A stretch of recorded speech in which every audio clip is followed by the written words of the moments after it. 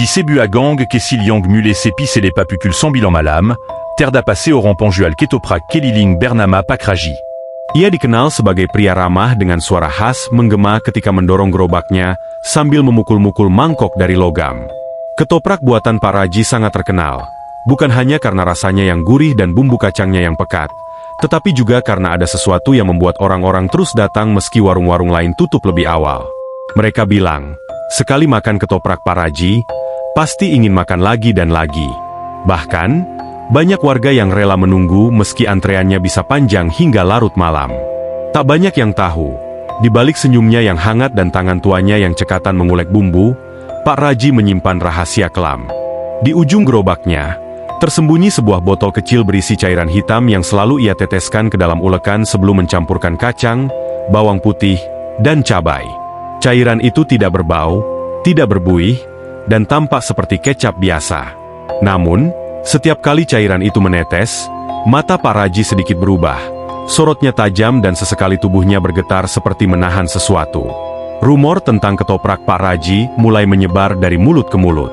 Beberapa orang mengaku mengalami mimpi aneh setelah makan dagangannya. Mereka bermimpi berada di tengah hutan gelap, dikelilingi bayangan hitam tanpa wajah, lalu dipaksa menyantap sepiring ketoprak dengan tangan terikat. Yang lebih menyeramkan, beberapa pelanggan tetap Pak Raji tiba-tiba menghilang begitu saja. Mereka yang biasanya rajin mampir tiap malam, suatu hari tak pernah terlihat lagi. Ketika keluarga mereka mencari, tidak ada petunjuk apapun selain piring kotor di meja dan suara lemah mangkok bergemerincing dari kejauhan. Pak Raji tinggal di rumah tua di belakang pasar. Rumah itu gelap, dindingnya penuh jamur, dan jendela-jendelanya selalu tertutup. Setiap malam setelah berdagang, ia akan kembali ke rumahnya, membawa gerobak pelan-pelan seperti orang tua renta. Namun, menurut beberapa warga yang penasaran dan mencoba mengintai, Pak Raji tidak benar-benar masuk rumah setelah pulang. Ia berdiri cukup lama di depan pintu, lalu memutar tubuhnya 3 kali, berbisik pelan seolah berbicara pada seseorang, lalu pintu rumah terbuka sendiri tanpa disentuh. Beberapa orang yang pernah mengintip dari sela-sela pagar mengaku mendengar suara perempuan tertawa cekikikan dari dalam rumah. Padahal, Pak Raji tinggal sendirian sejak istrinya meninggal puluhan tahun lalu. Istrinya, Bu Warti, semasa hidup dikenal sebagai dukun beranak yang juga dipercaya bisa membuka jalan rezeki. Namun, banyak kasus aneh yang melibatkan dirinya, mulai dari bayi yang lahir tanpa bayangan, hingga ibu-ibu yang setelah dibantu melahirkan menjadi bisu selamanya. Setelah Bu Warti meninggal, warga kira kutukannya ikut terkubur. Tetapi semua berubah sejak Pak Raji mulai berjualan ketoprak secara rutin dan laris manis dalam waktu singkat. Tak seorang pun tahu dari mana ia belajar membuat ketoprak, karena sebelumnya ia hanya bekerja sebagai penjaga parkir. Suatu malam, seorang mahasiswa bernama Dani yang baru kos di daerah itu, penasaran ingin mencoba ketoprak Pak Raji yang katanya enak sekali. Ia datang sekitar pukul 11 malam, melihat antrean sudah menipis. Saat giliran Dani, Pak Raji menatapnya agak lama, lalu bertanya dengan suara rendah apakah Dani yakin ingin mencobanya. Dani hanya tertawa kecil, mengira itu bagian dari lelucon penjual tua. Ia menyantap habis ketoprak di tempat, lalu pulang ke kosnya dengan perasaan kenyang dan mengantuk luar biasa. Namun, malam itu Dani terbangun dalam keadaan menggigil. Tubuhnya basah kuyup seperti habis disiram air, dan kamarnya dipenuhi bau bumbu kacang yang menyengat. Ia mendengar suara gerobak didorong tepat di luar jendela kamarnya, padahal kamarnya berada di lantai 2. Dani memberanikan diri mengintip dan melihat sosok Pak Raji sedang berdiri di luar. Tetapi kali ini tidak seperti biasanya. Wajahnya pucat dengan mata memerah, dan tangannya menggenggam sebuah ulekan berisi darah segar. Dani tidak bisa menjerit, tubuhnya lumpuh, dan suara-suara aneh mulai berdengung di kepalanya. Sejak malam itu, Dani tidak pernah bisa tidur nyenyak. Setiap malam ia melihat ketoprak di mimpinya, selalu dengan rasa yang makin kuat dan menyiksa lidahnya. Ia mulai kehilangan selera makan, bahkan mual setiap mencium aroma makanan lain. Sampai akhirnya, kosannya mendadak kosong, dan pemilik kos hanya menemukan catatan kecil yang tertinggal di meja kamarnya, bertuliskan satu kalimat, "Ketoprak itu tak pernah keluar dari tubuhku." Di sisi lain, Pak Raji tetap berjualan seperti biasa. Setiap malam, suaranya masih terdengar, memukul-mukul mangkok dengan irama yang seolah memanggil jiwa-jiwa yang lapar. Namun, Beberapa warga mulai menyadari bahwa antrean pembelinya selalu berubah wajah. Mereka bukan orang yang dikenal warga sekitar. Wajah-wajah asing itu datang dan pergi, tetapi tak pernah terlihat lagi keesokan harinya. Bahkan, ada seorang ibu yang bersumpah melihat anaknya yang hilang 3 bulan lalu sedang berdiri dalam antrean paraji. Tapi saat ia memanggil, anaknya hanya menatap kosong lalu menghilang di antara bayangan malam. Cerita demi cerita terus berkembang. Beberapa warga yang penasaran mencoba mengikuti Pak Raji pulang, tetapi tak satu pun dari mereka kembali. Seorang satpam pasar yang mengaku melihat Pak Raji tengah malam saat melintasi gang belakang bersumpah melihat gerobaknya berubah menjadi hitam pekat, seolah menyatu dengan kegelapan, dan di belakangnya ada sosok perempuan mengenakan kain kafan lusuh berjalan perlahan dengan tangan menyentuh roda gerobak. Ketika aparat desa mencoba mengusut misteri tersebut dan mendatangi rumah Pak Raji, mereka hanya menemukan rumah kosong penuh sarang laba-laba dan perabot berdebu. Gerobaknya masih ada di depan rumah, tetapi tanpa roda, seolah tak pernah digunakan. Di dalam dapur, mereka menemukan ratusan piring kotor yang belum dicuci. Semuanya berisi sisa bumbu ketoprak yang sudah menghitam dan mengeras. Di salah satu sudut ruangan terdapat rak kayu dengan ratusan toples kecil. Masing-masing berisi rambut, kuku, potongan daging, dan kertas doa dalam bahasa kuno yang tak dikenali. Sejak saat itu, tidak ada yang pernah melihat Pak Raji lagi. Namun, suara mangkok bergemerincing masih sering terdengar tiap malam dari arah gang belakang, terutama menjelang tengah malam. Orang-orang kini takut keluar rumah jika mendengar suara itu, karena konon, siapapun yang nekat keluar dan menatap arah suara tersebut akan melihat gerobak hitam berdiri di tengah jalan, dengan bumbu kacang berlumur darah dan sepasang tangan kecil menjulur dari bawahnya, meminta sesuap terakhir. Dan kini, kisah itu terus hidup, menjadi bisikan dari warung ke warung. Ketika kau makan ketoprak malam hari dan rasanya terlalu enak untuk menjadi nyata, mungkin saja ada sesuatu yang lebih dari sekadar bumbu di dalamnya. Karena kadang, rasa yang terlalu nikmat bukan berasal dari resep biasa, melainkan dari tumbal yang tak kasat mata. Jangan pernah tanya kemana para pelanggan itu pergi, karena jawabannya bisa saja kau temukan dalam piring kosongmu yang tinggal saus kental dan potongan lontong kecil terakhir yang dingin. Malam demi malam, gang kecil tempat Pak Raji biasa berdagang makin lengang. Meskipun tidak ada lagi yang benar-benar melihat sosoknya, ketakutan akan kehadirannya tetap mengendap di benak warga. Beberapa warung ketoprak lain mulai tutup lebih awal, karena banyak pelanggan yang mengeluh melihat bayangan gerobak hitam melintas di depan warung, meski mereka bersumpah tidak ada penjual lewat malam itu. Bahkan, beberapa pedagang mengaku kehilangan bahan dagangan mereka secara misterius.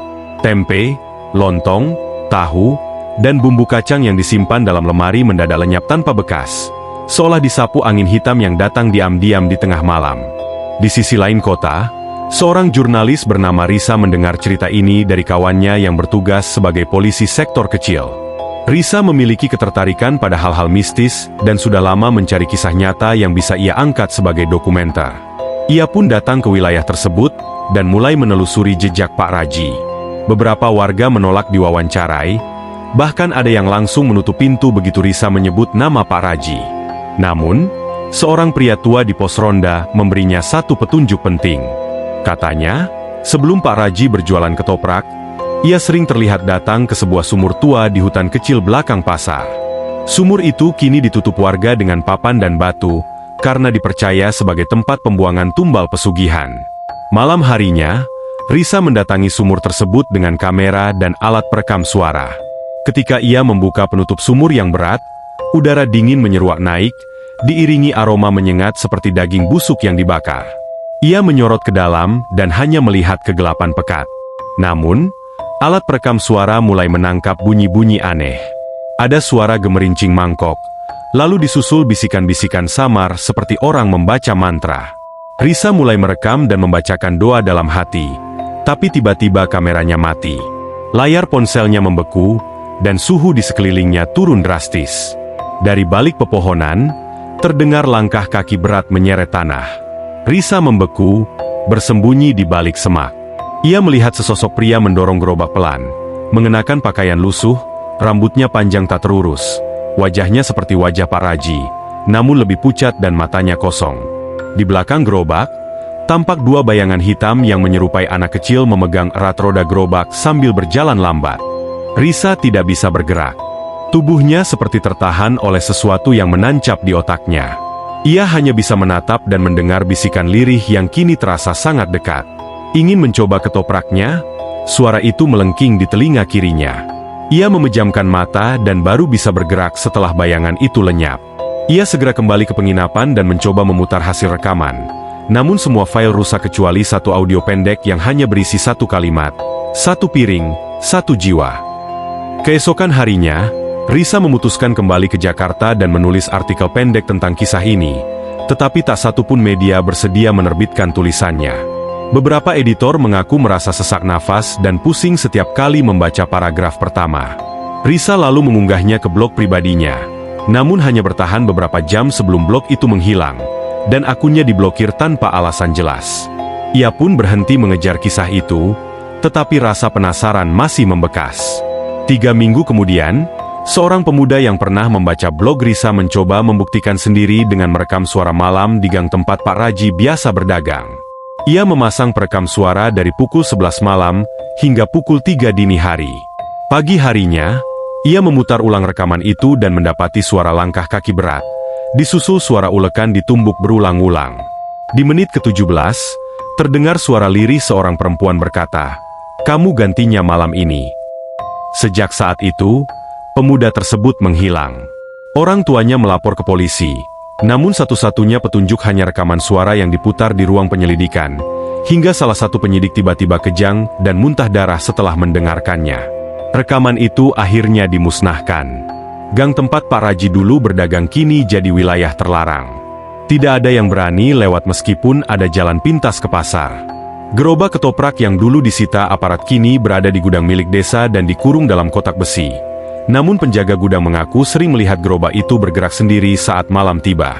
Rodanya berputar pelan, dan ada noda kecoklatan yang terus muncul meski telah berkali-kali dibersihkan. Seorang ustaz setempat pernah mencoba mengusir energi jahat dari gang tersebut dengan menggelar doa bersama dan membaca ayat suci. Namun, ketika baru memulai pembacaan, api dari lilin yang dibawa jamaah padam bersamaan dan terdengar suara jeritan dari ujung gang.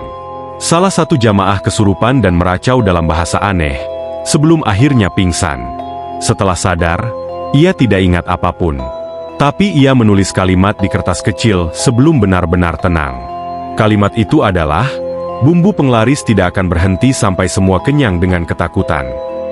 Kini, cerita tentang Pak Raji tetap hidup dalam bisikan dan ketakutan yang dibawa angin malam. Beberapa orang yang nekat membeli ketoprak dari pedagang keliling misterius yang tidak dikenal, mengaku rasanya sangat mirip dengan dagangan Pak Raji. Padahal, tidak ada yang tahu siapa penjualnya, dari mana asalnya, dan kemana ia pergi setelah menghilang di tikungan gelap. Satu-satunya ciri adalah suara mangkok yang selalu berdentang pelan, diiringi bisikan samar dan aroma bumbu kacang yang menyusup jauh hingga ke alam mimpi. Dan jika suatu malam kau terbangun oleh suara gerobak bergemerincing dari luar rumahmu, jangan membuka jendela. Jangan pula tergoda untuk mengintip atau keluar mencarinya. Karena bisa jadi, gerobak itu sedang mencari pelanggan baru. Gerobak yang tidak pernah kosong. Gerobak yang tidak sekadar membawa makanan, tapi juga membawa cerita, rasa lapar yang tak bisa dipuaskan, dan jiwa-jiwa yang telah menjadi bagian dari bumbu rahasia sang penjual. Ketopraknya memang nikmat, tapi jangan pernah kau tanya dari mana asal rasanya. Sebab, jawabannya mungkin sedang berdiri tepat di belakangmu.